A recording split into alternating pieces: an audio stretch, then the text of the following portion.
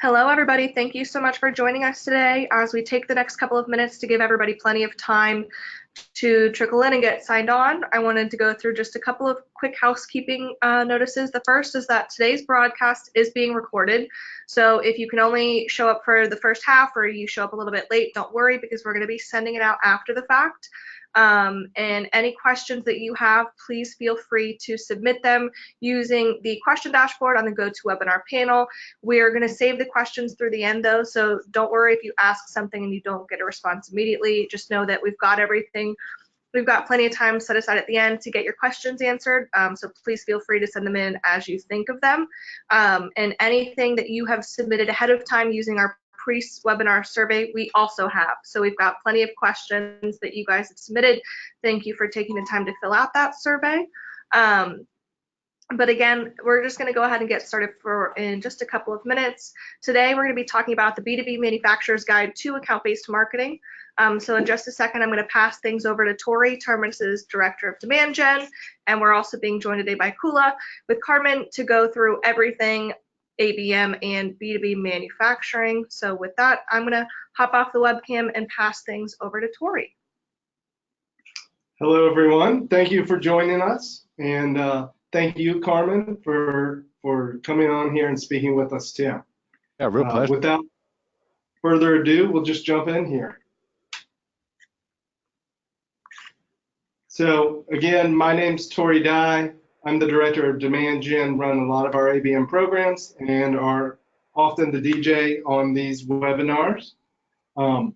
Terminus, you may be familiar, is the leader of account-based marketing with our software platform that helps you do everything from target accounts to engage them and measure results.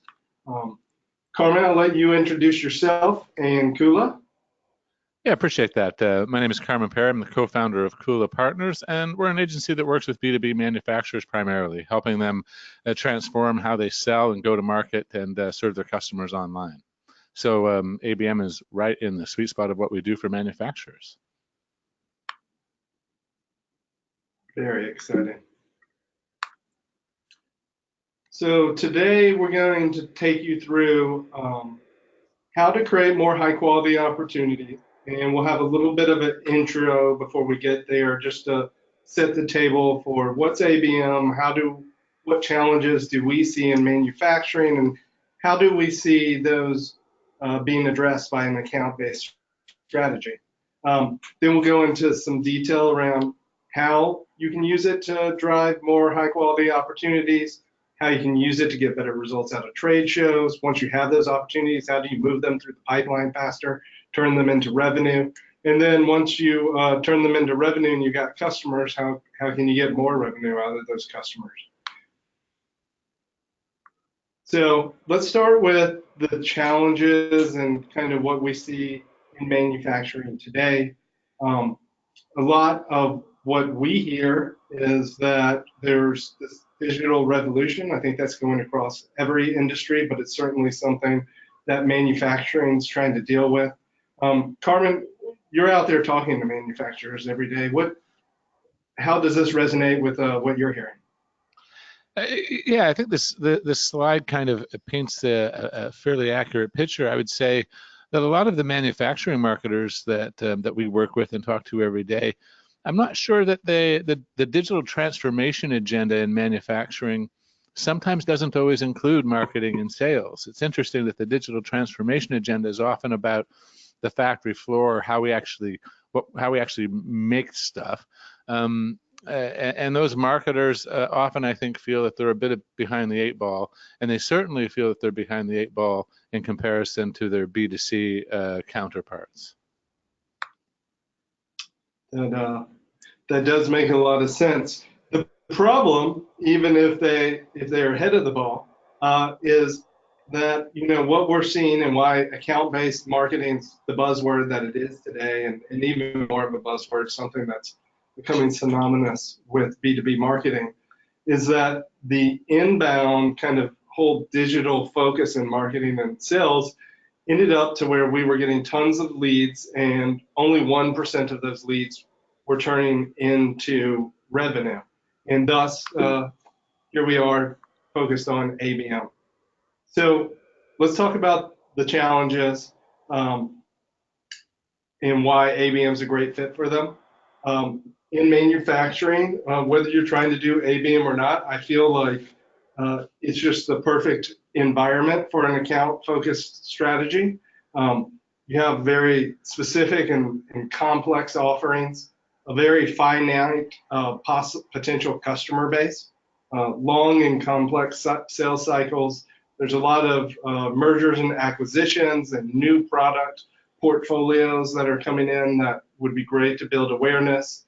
And then kind of that information gap, going back to this whole digital transformation that's happening in the industry, but how maybe it's not flowing down to sales and marketing. So according, I don't know all the audience's familiarity with account-based marketing, but the perfect type of marketing team is one that has a small amount of potential target accounts that they want to focus on, has long sales cycles that end up in large deal sizes. So it's a costly marketing and sales process, but there's a lot of potential revenue, and you're going to get that from just a handful of accounts. That's the perfect environment. And then on top of that is if you have the potential to go back into that customer base and try to keep the relationship going so that you're growing the amount of revenue you're getting from that company or account. Do you also see manufacturers struggling with this? Is this something that people are talking about? The challenge is real, particularly when you think about that finite total addressable market bullet point, Tori. That so many people. I was interviewing a hydraulic valve manufacturer. Hydraulic cartridge valves is what they make, and it's approximately a $500 million company, a very sizable B2B manufacturing organization, and they're really trying to sell these innovative valve products into product design organizations in industrial heavy equipment. And it's like finding a needle in a haystack. There's a finite number of people that they can sell to, but then trying to get that, these product innovations in front of engineers that wouldn't necessarily even be searching for that particular product in the process of doing their product design. Like they maybe think that's a question they already have answered as part of their product dev cycle. To try to get in front of them and have a meaningful marketing sales dialogue with those prospects. It is really a true needle in a haystack problem when I was sitting down talking to that marketer, and I just see that repeated time and again in so many of the conversations that I have. And beyond that notion of that large buying group getting larger every day is something everybody's talking about, and I think Gartner and CB's done a lot of discussion about that as well. We can talk about that perhaps a little later. Very good.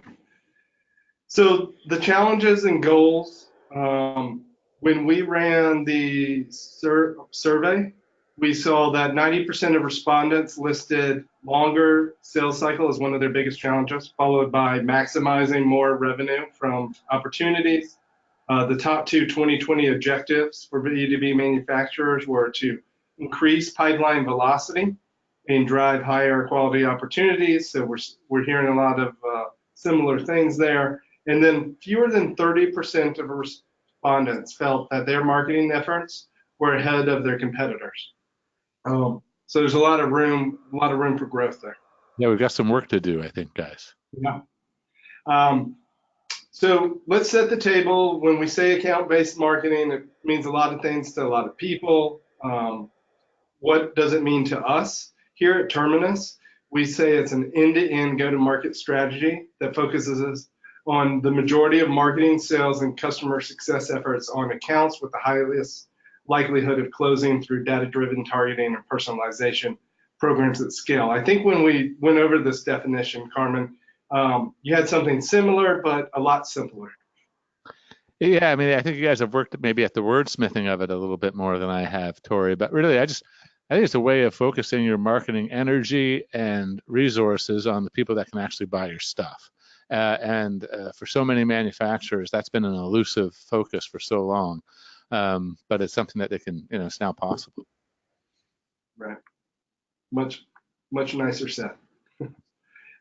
So just to give a little bit of a graph of that and how it's different than inbound, we like to say that ABM is flipping the funnel here.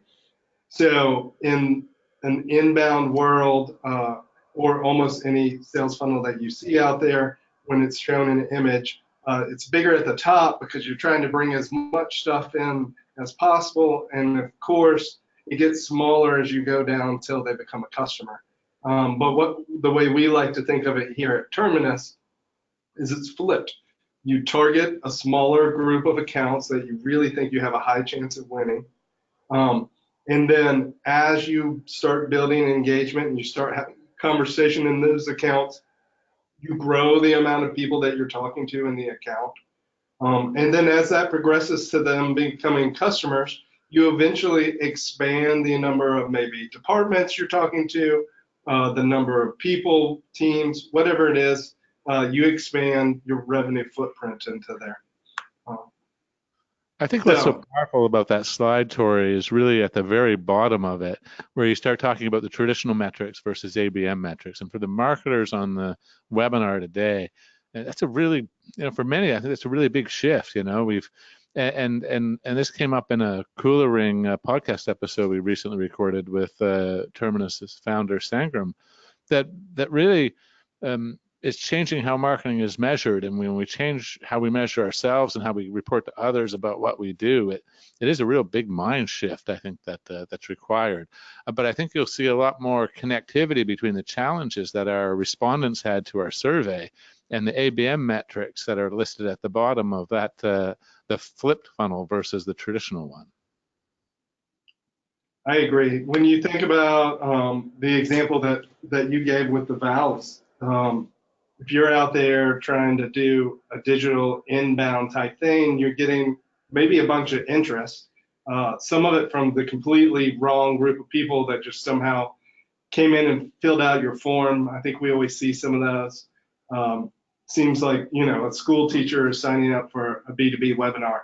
But then also even people that are interested in your product, think it could help them, but just are not the right kind of fit. They're not going to turn into good customers. That whole thing does not work very well in this space versus you identifying, hey, here's 50 accounts that we know could have a lot of success, really need this, and can have a long relationship with us, and then doing whatever you can to drive engagement in there. So I think you're spot on with the importance of those metrics. So how does ABM fit into this? We've talked about it. I'm not going to read what's on here, but we're going to dive deep into each of this ones of how you could start putting this into practice. So on creating more opportunities, it's really about targeting, like we've said over and over, those right accounts, and then developing with the account first mentality. How are we going to go out to market against these accounts? How are we going to, what things can we do hand in hand with sales to engage them? And we haven't talked as much as we probably should about that hand in hand with sales, because I think that might be something, particularly in manufacturing, where marketing teams and sales teams could get a lot of growth by just getting on the same page with, how they're going to go out this quarter and work to hit the number, or in 2020, how they're going to work together to hit the number. A lot of the manufacturing marketers that I speak with, they talk a lot about working with their sales teams to understand customers better. And I think that there's a lot of them that are doing, they're making some good inroads there.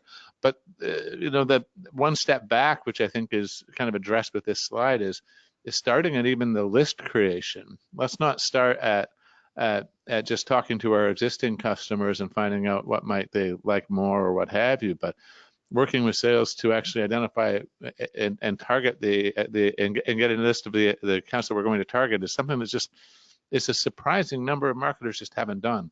And it sounds so silly in some ways to say that our top bit of advice is to get the list, but it really is to get the list.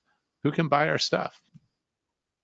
I think this use case number one, Corey, is really in some ways the foundational use case for ABM, isn't it? Yeah, it's agreeing on what that list is. Just sometimes just making sure you agree. You both might talk around a table, but once you really get down and say, hey, here's the list, and then agreeing on what the goal of success is. Which usually is revenue, but in marketing, we got to come down a little bit. So it's opportunity creation, and then earlier sales isn't going to care so much about engagement, but you should be tracking that to know how many opportunities. So I really do think it's that foundational item. You're right. And that notion of making every MQL an SQL or a viable SQL, that's the real problem with manufacturing marketers and their sales organizations is once they finally get that inbound lead gen engine happening, the next problem that they so quickly see is, gee, only 2% of my MQLs are turning into sales qualified leads, and my salespeople don't want to even follow up on a lead I send them anymore because they're sick of tired of dealing with the 98%. Right. Yeah. When you only have that going, it's easy to lose sales trust. And once you lose sales trust, it's pretty hard to get them to follow up on any campaign or program, and then kind of stuck in the water without a paddle. Exactly right. Now you're going to help us understand, Tori, a bit about how to actually find that list and prioritize that list. Yeah, so that could be a webinar on its own, but we'll at least touch on it. You really have to look back at what are the customers that are having the most success in a time period that makes the most sense. So it's if you've had one product that you've been selling for 10 years, you might want to take the last couple of years and look at which customers are having the most success with this product, are continuing to buy more, and then you want to start looking at as many data points as you can. What industry are they in? How big are they? Maybe employee size. Maybe start diving into specific production type things, or whatever individual unique characteristics, and that'll start shaping. So if you don't have all those unique characteristics data sets yet, you can start with the basic ones: industry, employee size. But you really want to work together. You want to get a lot of sales feedback, but then you want to try to look at whatever data you have. And from there, you tend to need to tier it out because you only have so many resources. So you want to say, according to how many resources you have, you might say, hey, in tier 1, these are the 100 accounts that we're really going to focus on. We're going to put 80% of our budget into. And then tier 2, we think is pretty good. Maybe if we warmed them up a little bit, they could turn into good customers, or maybe it's experimental. You're seeing some success in that area. It's not proven itself totally out, but you think, hey, it's worth investing. And then tier 3 is usually who you want to keep an eye on, because you can drive revenue out of that segment. But maybe there's not as much chance that they become multi-year customers, or that they become repeat purchases, whatever it is in your business. That makes it say, hey, we just want to keep an eye out for signals that this is working. And starting out, we're talking about starting early. Tier 1 is probably where you really want to focus getting it right. Absolutely. One thing, we've said it a couple times with the metrics slide and earlier on, but this is really a little bit of a mind shift. It's not about how many leads I can get, how many form fills. It's really about, okay, we just created that list. What percent of that list is engaged with us? Meaning, is coming to our website, is participating in campaigns, is talking with sales, is maybe talking to us at a trade show. Whatever that interaction is, online or offline, you're trying to, have 80% or so of that list engaged in some capacity. I think this is an interesting mind shift because you do start, the promise of digital, generally speaking, of course, is that we get to market to the actual people. We get to go straight to the actual contact. And in some ways, if you try to go there too fast, and you don't just start at marketing at the account level first, you actually don't necessarily always get the right people engaging. Like that level of contact research that it often takes to be super accurate if you're wanting to market purely one-to-one, it somehow misses the point, if you will, Tori, around, or I guess misses the complexity of actually engaging an entire buying committee within an account rather than just trying to find one person who I need to talk to. Yeah, that's a great point. I know from just our own internal experience that we used to say form fills are bad and that leads are horrible. Just, probably trying to be provocative with this whole ABM thing in the early days. But what we started seeing, not recently, but maybe over the past 18 months, is exactly what you said. We were building awareness, we being marketing, building awareness with the whole account. Sales usually picked their ideal contacts that they wanted to go after. Maybe it was based off some engagement information we saw that person's been on our site or something, or it was just they had the right title, so they started calling in and emailing. But as our ABM program started becoming more and more successful, we started seeing a lot of people come inbound from the accounts that had been being worked, and they were just titles that didn't fit the usual mold, and sales would have never reached out to them, but they became a good opportunity. So I think you hit the nail on the head with, even if you think you got the right contact, it's really important to build awareness throughout the account, because you never know who's going to be that person that wants to drive the opportunity forward. Yeah, even the most certain salesperson should really be open to being wrong about knowing which contact they need to talk to, I think. Right. And I think most salespeople will love it if marketing helps them uncover that. Yeah, exactly right. So that was actually a great story to lead up to driving engagement and awareness to help sales open the door. That's what this whole thing's really about. You identified the account. Now you're going out there doing things like, it's still a lot, a misnomer might be that when you're doing account-based marketing, you're doing a whole lot of different things than you would do with inbound. And that's not really true. You're still doing advertising, you're still doing emails, you're still doing webinars and ebooks and stuff. You're just building all that stuff with a targeted list in mind.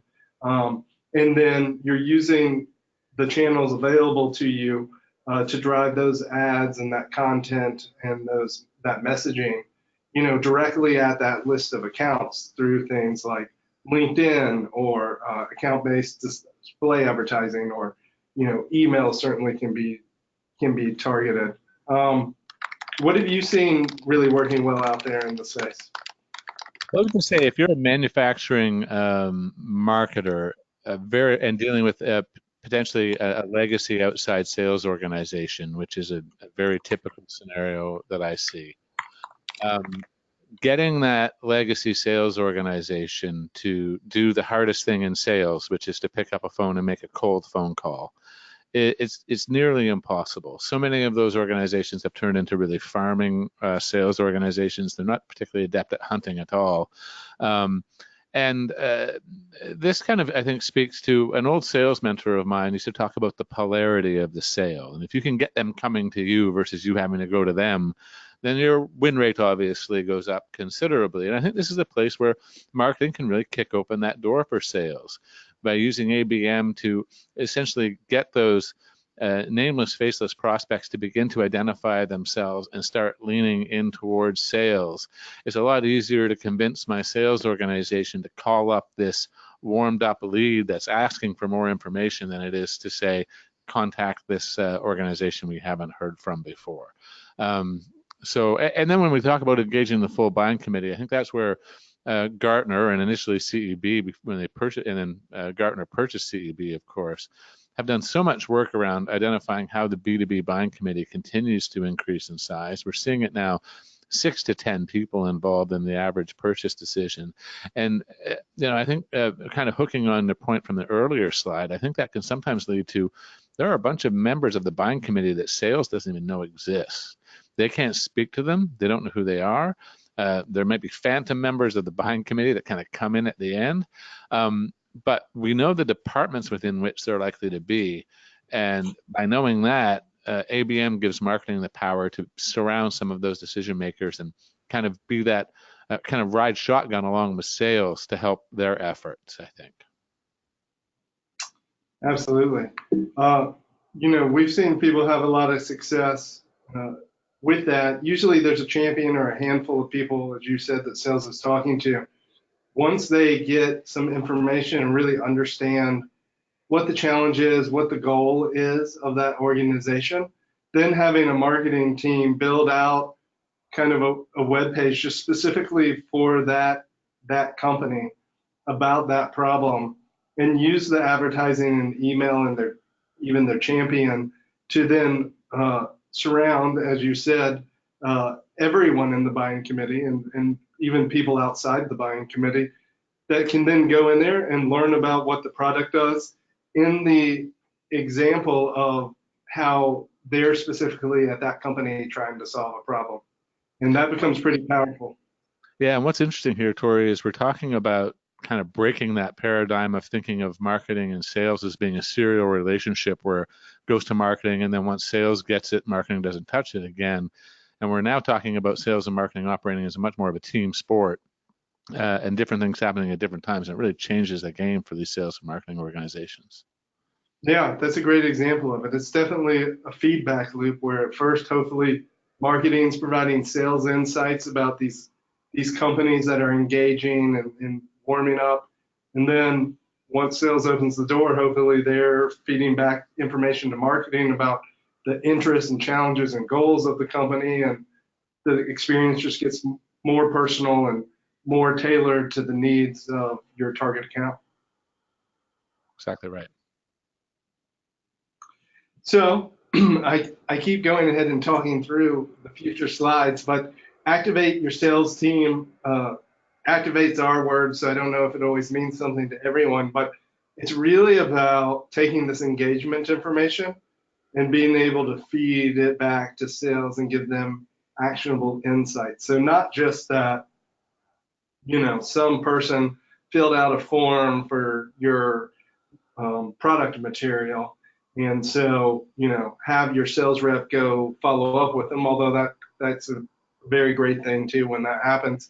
But it can also be things like looking for intent data, which goes out there and doesn't look at what's happening on your site, but looks at what's happening across hundreds of thousands of sites and looks at relevant topics and says, okay, this account on your target account list seems to have a surge of people researching this topic that's relevant to you.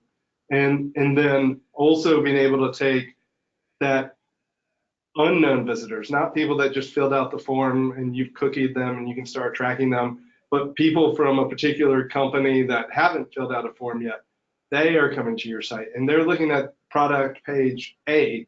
So it looks like that's where their interest really lies. And being able to feed that to the sales team so that they can go out there and get that door open. It's just about giving those really kind of intelligent insights that sales can take action on, and to what Carmen said earlier, maybe wants to take action. So if they're used to being a farmer, give them enough information that they get excited about that they want to go be a hunter. Yeah, I mean, people more naturally want to go where they're wanted versus where they're feeling they're having to kick the door into to get into, Right. So a couple of examples we have here. The first one is based off personas. So you could be going after the same account or the same set of accounts, but have different messaging for different personas as part of your account-based strategy. And as you can see, we picked three here. One's focused on contractors, the other one's focused on R&D and IT, and then the last one's focused on VP of operations. So it's not just about the account, but it's the personas within the account. Of course, you could break it up by industry segments and have specific product sets that you are talking to different teams about. Now, a lot of people ask where the intersection is between kind of inbound content creation, content marketing, and things of that sort, and ABM. And that previous slide is a great example. You may be already creating a lot of this content for specific verticals that you serve, but maybe you just don't have a account-focused way of getting it in front of those specific verticals. Yeah, I get the question all the time, like, what's content marketing? How do you produce content for account-based marketing? And my answer is always, it's you really produce it the same way. You just are thinking about a certain group of accounts, or you're maybe personalizing that content a little bit and making it specific to something, but it doesn't take much different. It's more of how you get that content in front of people that's different. Exactly right. And this last one is an example, our own example. So just very recently, one of our sales reps came up to me and said, "Hey, I've got this person I'm trying to go after. I haven't had any success. They've been engaging with our site and they've been clicking my emails and stuff, but just won't reply back and talk to me. I noticed that he loves sushi. He's always talking about sushi across Twitter and whatnot. And is there anything you can do?" And so we came up. I said, "Sure." We came up with an ad pretty quickly. We already had an ad set up, and I just copy and pasted the sushi image that I found online, and then we came up with a sushi pun, and we put their name. The company's name is AnyRoad, and as you can see there, we said get AnyRoad's marketing on a roll with ABM because they're building out their ABM team, and roll kind of has a pun with sushi. And so we had this one-to-one ad that was only going to that account across display advertising and LinkedIn. And then after that went for a few weeks, we sent that picture there, it looks like a picture of sushi, but it's actually socks. It's like 5 pair of socks that they rolled up that look like sushi. And when you unroll them, it's like different pieces of fish on the socks. And now the SDR has been able to have a conversation with this person and create an opportunity. So we used our own example here, but what account-based allows you to do is kind of go at these accounts by segments or personas, or even just create a message that is very specific for only one company. All right. So trade shows are something that's big to all of us and big in manufacturing. Carmen, what do you see really working? How do you see people being able to leverage an account-based strategy with trade shows? Yeah, so many manufacturing marketers find that, I mean, they look at their budgets year after year and they see 70, 80% of the budget going on trade shows. And as much as they have a sneaking suspicion that maybe the ROI of those events isn't what they ought to be, the notion of getting out of them can be very difficult as well. So we really encourage people to use ABM to make the most out of their trade show presence. And in doing so, they end up building in a lot of closed loop analytics around their trade show presence that can help them decide which ones they ought to keep going with and which ones they maybe ought to pause.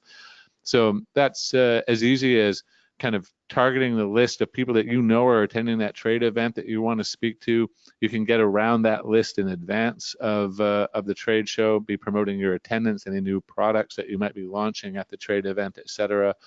I really try to encourage people to highlight their sales organization in a lot of that. I mean, it's the one time often where salespeople are having one-on-one conversations at the trade shows, and people really often don't mind you being a little bit more salesy and trying to even promote pre-meeting signups using calendar tools and things of that nature to help automate setting a meeting with the salesperson while they're on site.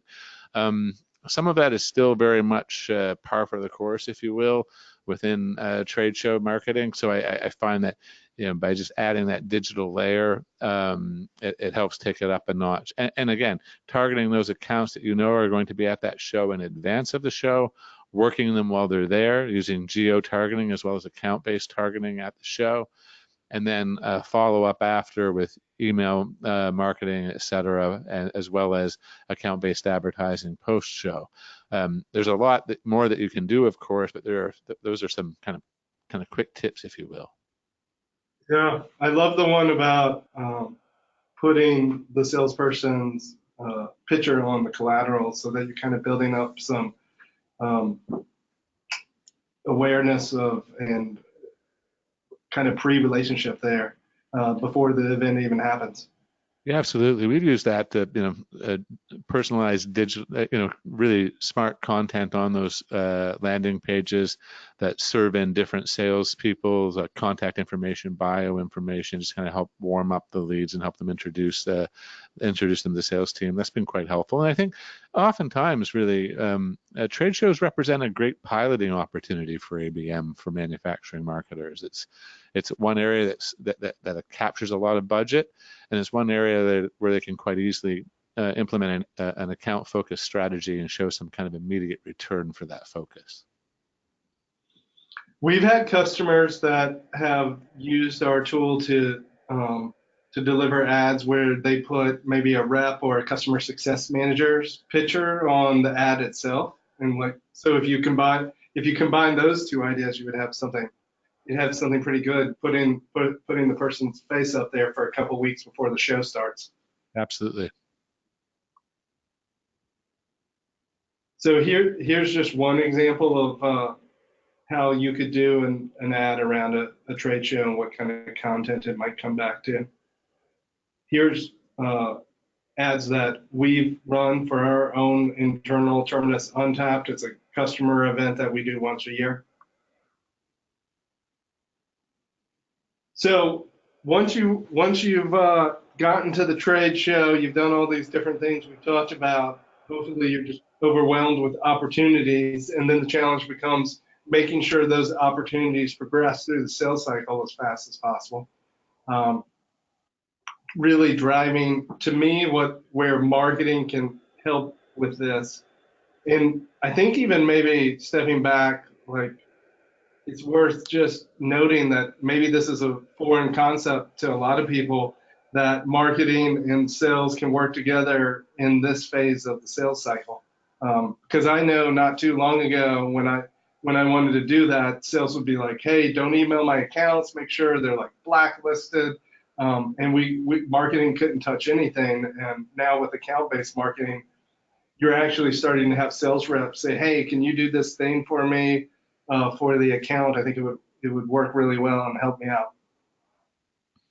Yeah, I think things like even if you can imagine promoting a certain evaluation phase content, say a more case study related content or what have you, to members of the buying committee that you may not even know, it can really help those deals progress and kind of address some of those objections that may come from other buying committee members that are introduced into the process kind of midway or mid-sale, if you will, can help address some of those objections before they actually come up. Do you see a lot of people doing this, or do you think this is maybe a little bit more challenging right now in manufacturing until sales gets more and more trust of how marketing and them can work together? Look, it's not all bad out there, I guess. I think we often like to think of the sales and marketing relationship, or we don't like to think of it. We just assume that maybe it's a bit more combative than it is. I think that there are a number of organizations that are partnering on this a little bit more. We just interviewed a marketer earlier today who was talking to us about using more people-focused creative in people who are in evaluation stages, where they showed featuring team members from within the company in the ads that they were promoting in evaluation stage actually got much more engagement than features and benefits, but they had to promote features and benefits in awareness stage. So yeah, there's lots of that happening out there, and people are really seeing results with it. Awesome. So a couple of examples here, pipeline velocity. You can see some examples of different ads that unnamed customers have used in the past.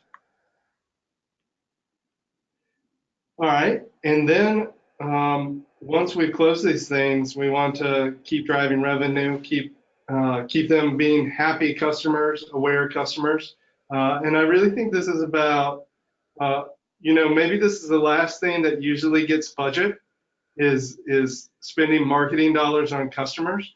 but it's the place you can get the biggest impact, because for every dollar you put in, you tend to get more dollars out than you do at the top of the funnel.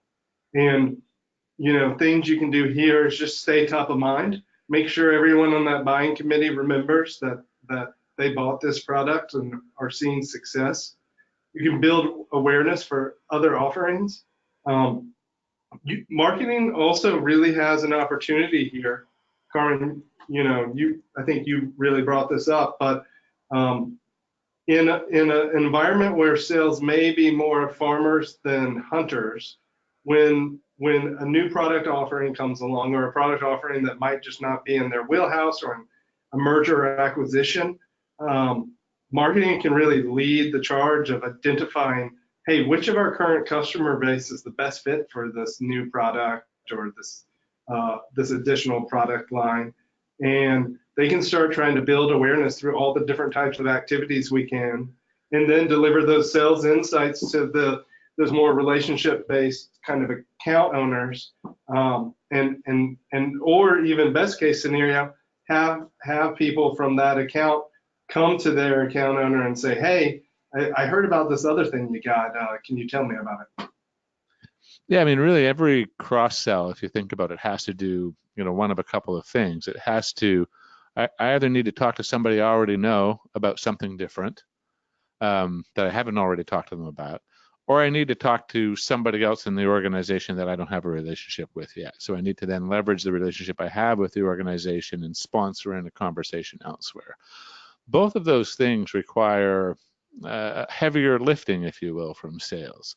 And it's not always clear, I think, to marketers about the role that they can play in helping that, beyond maybe a customer-specific event or something of that nature that can help introduce the customer to more product offerings. It can be hard for marketers to kind of say, where do I play in this? And that's really, I think, the promise of ABM when it comes to the cross-sell, is it gives marketers a real tool set to say, how do I introduce our organization to other departments, other divisions of my client organizations that I know we're just not kind of penetrating yet, and do so in a very focused way. And so often in this space, we see a lot of mergers and acquisitions. The classic example I often use as a marketer, we interviewed a little over a year ago, who they literally have had more than one acquisition a year for 12 years now that she's been with the company. I think they're on 13 or 14 acquisitions over 12 years. So that you think of the sales organization just trying to maximize the opportunity associated with that. If it all falls to sales, not all the opportunity gets realized. But when it can become a team sport, then we can actually start to see more velocity there on the cross-sell. I think when I think about ABM for manufacturers, this cross-sell opportunity has to be the biggest one sitting there. Yeah, I think it is for almost any organization, just because it's often overlooked. But it also brings up like a good point, and we probably should have put a slide in there on it, is you may think of all this process that we've been talking about as linear, but it's really a continuous cycle of where you don't just identify in the beginning, you identify in the middle when it's an opportunity, and which opportunities need help and which opportunities maybe can progress the faster that you want to focus more resources on. And you continue that once they're customers, and maybe you just did a merger and you want to do some targeting, who's the best fit in there, and then you just do all the things over and rinse and repeat. So people really should look at this whole account-based thing as this ever-going circle where marketing and sales are hand in hand, and you're always targeting, you're always engaging, and you're always learning more on data. Well, if you're a manufacturing marketer dealing in a very robust M&A environment, you're just even communicating the fact that you've acquired a new company to your existing client base, and doing so in a smart way. Even that as a use case for ABM could knock it out of the park, versus what you can do with just a news release or something and an email to the existing people you know within your customer account, as an example. Right. So Here's another example of what a customer upsell could look like with the advertising and landing page and different assets. So we'll quickly give an example. One of our customers and good friends is Daniel at Phononic. Phononic's a really neat company. They manufacture solid state. I can't even explain it very well, but solid state like cooling.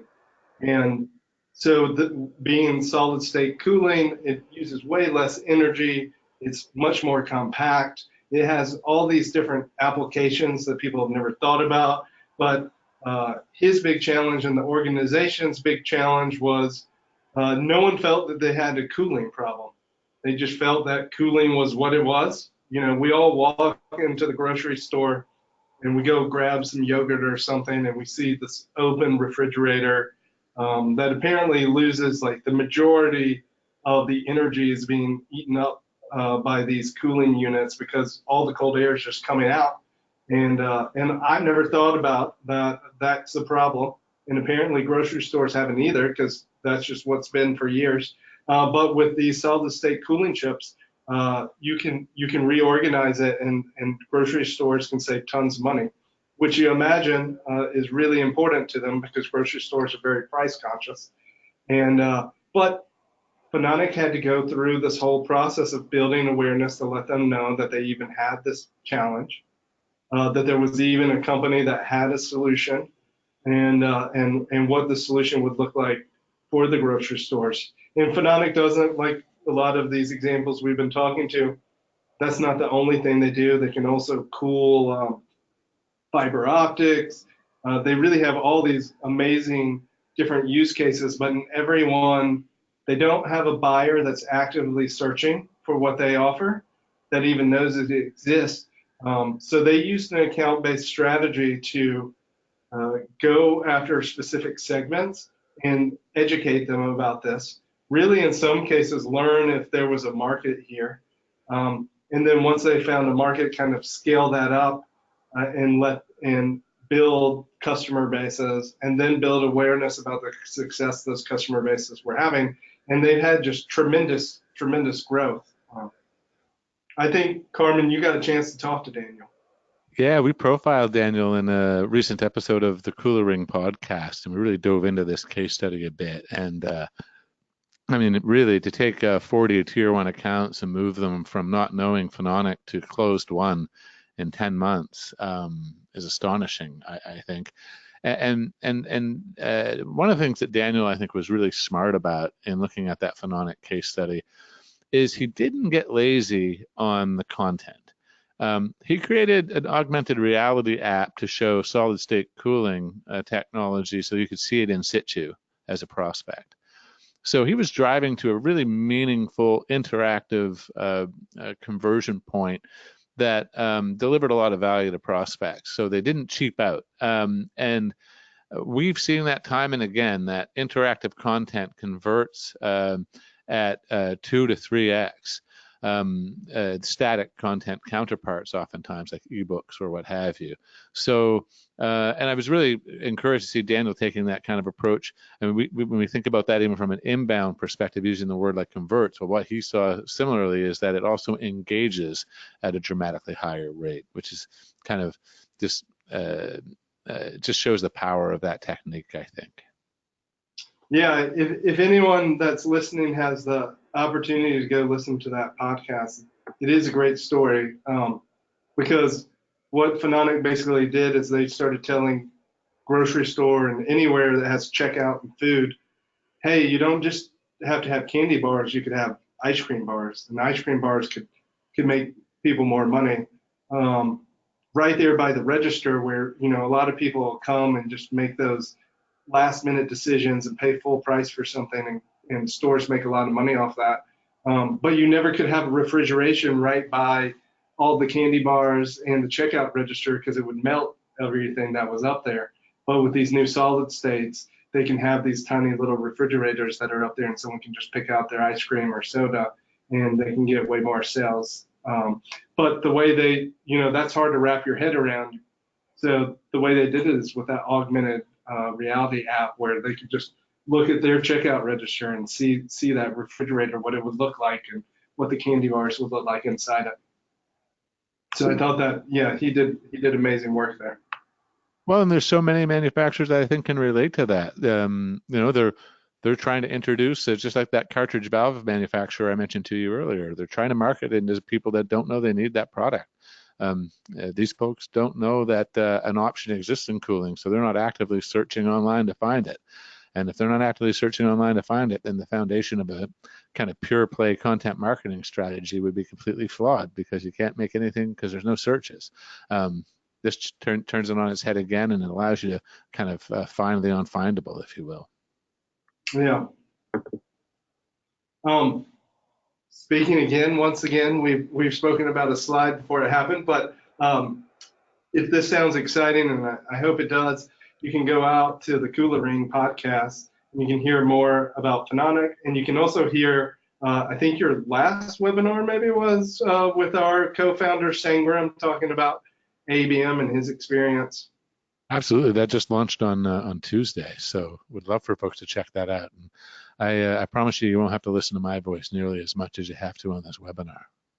Yeah, and we weren't ready to show a picture of it yet because we don't have all the assets, but towards the end of January, we're going to have someone from Hexagon come and talk on the next in this webinar series, so look out for that. But now let's dive into some questions. Some of you were kind enough to give us some questions up front. And so we're going to ask a couple of those. And then in the meantime, if you haven't already, you can add a question anytime in the question panel. So please do that if we've inspired you to have questions. So let me ask the first one here, Carmen. How can you use ads and digital marketing in lieu of outside sales efforts? Well, we actually just talked about that with reference to a cross-sell. Rather than depending on your outside sales organization to go out and meet with those accounts and try to introduce them to new products and services that maybe the sales organization isn't that comfortable with. You can use ABM to advertise into those accounts and try to open those doors up in that way. So I think that's a very straightforward way to do it. And I think oftentimes manufacturing marketers will find that they as they get good at driving that level of intent, maybe even that sales function shifts a bit to be more inside than outside over time, but maybe that's another discussion. Another question here, how do you combine inbound and ABM efforts? Yeah. Well, I think the content creation side is a really good way to think about it. As you mentioned earlier in this webinar, Tori, that for instance, the content that you're used to creating for that in a traditional inbound sense, you would have thought about it as middle of funnel content, case studies and things of that nature. That's also content that you could be promoting in the evaluation stage in an account-based kind of framework. So a lot of those things really do go hand in hand. And of course, you can still be attracting people to your website, getting those conversions, and then beginning to nurture those leads in a more inbound methodology, I suppose. But the way you attract them is on a more account base. So I think these are two techniques that really go hand in hand, and in some ways they're cut from the same cloth in some respects. Yeah, I would agree. I don't think we want to tell people to neglect inbound over ABM. Maybe just be mindful of how you divvy up the budget. But in most cases, what we see is people have an inbound team because you do need to field that inbound stuff. They use kind of their ideal customer profile, that target list criteria, to qualify it. And then once it's qualified, it becomes an account that's part of your ABM program. It's just further along the cycle. But if you're treating opportunities, marketing and sales are working together to accelerate them, it just funnels into your ABM program. Now, on the other side of the coin, if it doesn't fit that ideal customer profile, you might not want to waste sales time with it. So I think it just strengthens the qualification process a little bit more. Yeah, I think And then also what we talked about earlier, ABM for us and for our different people we talk to out there is kind of driving inbound. So people start seeing more people come in and ask questions that aren't the people that aren't the profiles sales are targeting, but because you're building awareness across the whole account, someone from the buying committee that you didn't expect comes and fills out a form or asks sales a question or comes through some channel. Yeah, indeed. And if you're already doing inbound, then chances are you already have a lot of the assets that you would need in order to get an ABM program started. That's the good news. Yeah. How do you encourage executives to invest in more marketing platforms? I think that's an interesting question. I don't think it's so much about investing in more marketing platforms. I think I would steer the conversation towards an investment in focus. And I think the more senior the more senior the person is that you're talking to in the organization. So if you're trying to convince your C-suite to do this, and you're going to be talking about an investment in a platform as a manner of focusing your marketing investment on your customers and ideal fit prospects, that conversation will go a lot easier than if you're just talking about investing in another platform. So I think it's about framing the question and framing that debate. But if you frame that debate around one of focus, there's not a lot of executives, I don't think, that would turn their nose up at that. I think that's actually been their criticism of marketing over time. And that old saying, half my advertising budget's wasted, I just don't know which half. It's cliche for a reason. Yeah, I think that ties into another question we had here. How do you execute ABM with a limited tech stack? And although I would love everyone on this webinar and across the world to buy Terminus ABM platform, I would say, you probably should start out a little simpler. I think you're dead on. You got to sell that this is an account-based strategy, and you can go prove success with that strategy by working with sales to pick out 10, 50, 100 accounts that you want to go after. You can use everything that's at your disposal. Maybe you do a little advertising on LinkedIn or another channel.